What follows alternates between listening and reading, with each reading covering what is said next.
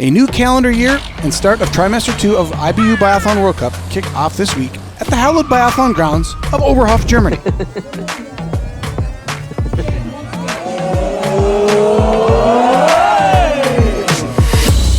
are here in the Oberhof tunnel, walking to the start. Here's the range.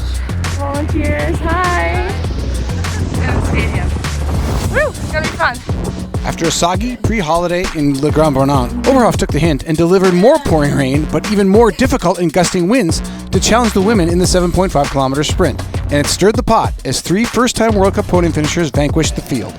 Starting with bib number 2, Bulgaria's Milena Todorova matched a brilliant run on the tracks with a 9 for 10 shooting on the range on a day that delivered few great shooting performances to take the early lead at the finish. She would stay there until Norway's Maren Kirkeide in bib 36 with only 1 penalty, and France's Paula Botte clean in bib 37 crossed the line nearly together, a second apart to move into first and second. To everyone's surprise, those 3 performances would wind up at the top of the day. Team USA saw a nearly full change of start orders as 3 of 4 got their first World Cup starts of the season.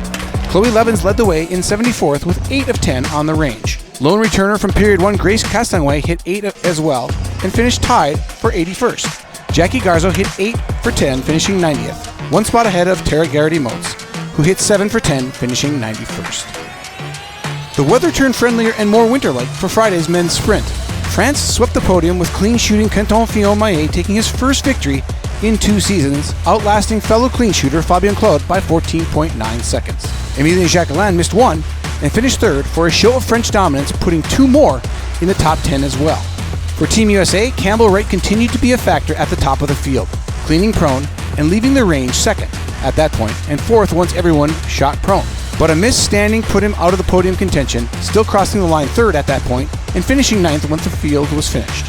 Maxime Germain finished 47th with 2 misses, and Vincent Bonacci shot the same to finish 54th and advance to the pursuit on Saturday. Vasek Cervenka missed 3 shots standing, ending the day in 89th.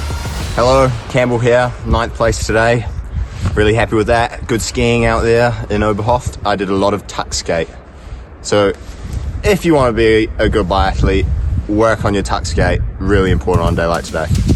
The men's pursuit was a battle from the gun, as sprint winner Quentin Fillon-Maillet and most of the favorites near the front of the order missed multiple targets from the 2 prone stages, leaving clean shooting sprint runner-up Fabien Claude of France with a 34-second gap over Norway's Sturla Lagrade and teammate Emilien Jacquelin. As Claude faced his first potential World Cup win, he crumbled, missing 4 shots in the 3rd stage, dropping him down the order to 16th place. Lagrade took the lead with Latvia's Andrei Rosargulias 14 seconds behind in 2nd, and Fillon-Maillet in 3rd, just a few seconds ahead of American Campbell Wright, leading a group of 4 other chasers.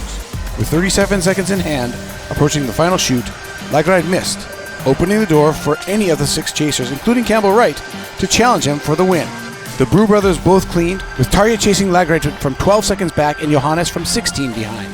But Lagrade held off the charge of the Boos to win his 14th career World Cup and his first of this season, with Tarja Boo 2nd and Johannes Boo 3rd.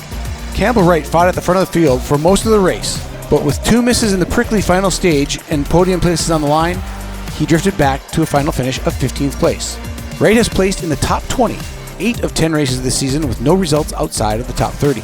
He also grew his lead in the under-23 bib standing over Ukraine's Vitaly Manzin this week. But Wright wasn't the only American making waves. Maxime Germain, starting in 47th place, charged through the field hitting 19 for 20, finishing the day in 22nd place for a net improvement of 25 spots on the day.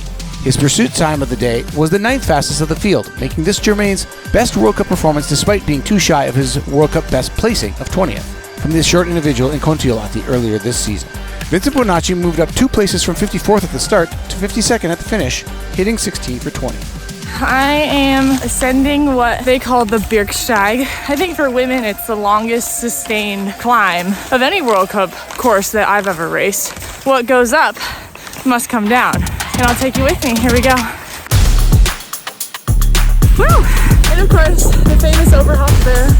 Team USA capped off a successful stop in Oberhof with Campbell Wright and Chloe Levens pairing up to take 14th off of a 6 extra round shooting performance in the single mixed relay. Justus Strela gave Germany the lead at the first exchange off of perfect, fast shooting and had the crowd buzzing for a home win. But Finland's Suvi Minkkinen, riding a wave of success this season, tagged to Tero Seppälä in first at the second exchange, then took the lead again on the final lap to outsprint France's Paolo Botte to the line, securing Finland's first ever single mixed relay victory ahead of France and Germany. With just 2 days off, the IBU World Cup stays in Germany and resumes Wednesday in Ruhpolding for a 5-day stint at one of the most popular World Cup stops of the season. For US Biathlon, I'm Chad Somala.